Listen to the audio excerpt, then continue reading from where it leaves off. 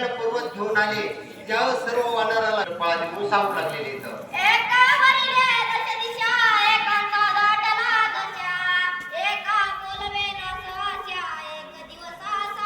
एवढे घाबरले काही जणांना बोलता देखील येत नव्हतं. सर्वजण चळचळा कापू लागलेले इथं.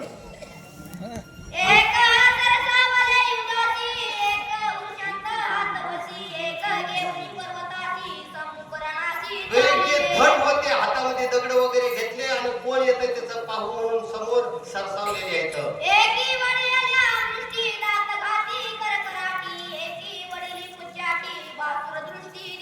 कारण का अवढवे त्या ठिकाणी मारुतीरायाचं स्वरूप होतं. पण काही त्यांचे धड होते हातामध्ये काय केले दगड घेतले करकरा दात खाऊ लागले. कोण येते त्याची पाहू असं वानर काही धड म्हणू लागलेले आहेत.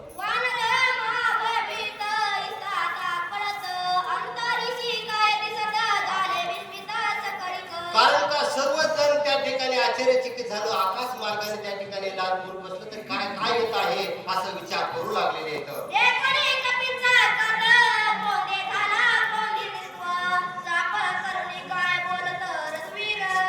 आणि मग सर्वजण घाबरलेली अवस्था रामप्रभूने ओळखली. हातामध्ये धनुष्यबाण घेतला आणि कोण येतंय त्याची मी बघतो असं रामप्रभू म्हणू लागलेले आहेत.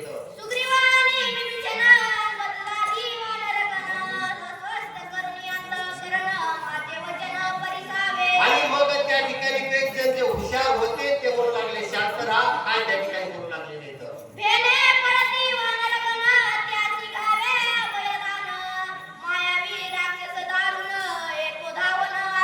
कारण का काही जण समजून सांगू लागलेले घाबरलेले होते आणि ते म्हणू लागलेले घाबरू नका.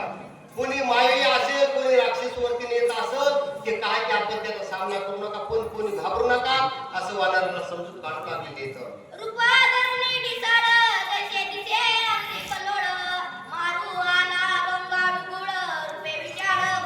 कारण का अवाढव्य अशा प्रकारे मारुतीरायाचं स्वरूप असल्याचे अवघानं म्हणू लागलेले. कोणीतरी कपटी राक्षस असत अवाढव्य अशा प्रकारचं स्वरूप धरून आपल्याला मारायला येत असत असं अनुमान परमात्मा काढू लागलेले.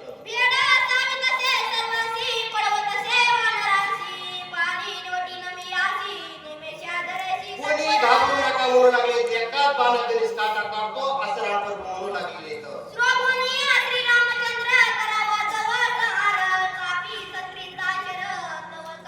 रामप्रभू रागावले. सर्व वानर घाबरलेले आहेत. लालबुंद झाले. हातामध्ये धनुष्य बाण घेतला आणि कोण कसल्या प्रकारचं संकट येतंय त्याचा मी सामना करतो असं प्रभू रामचंद्र म्हणू लागलेले आहेत.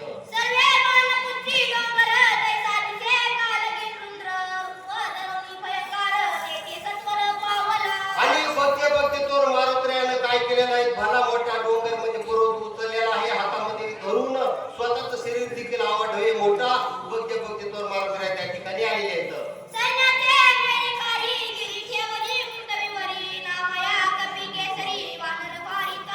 हो मारुतीरायानं काय केलं एका बाजूला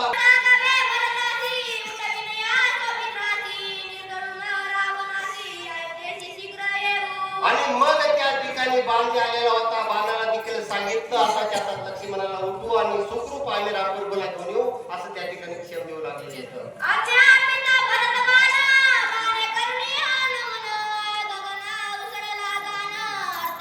लोखंडाचा बाण होता त्याला समजून सांगितलं आणि परवानगी दिली आणि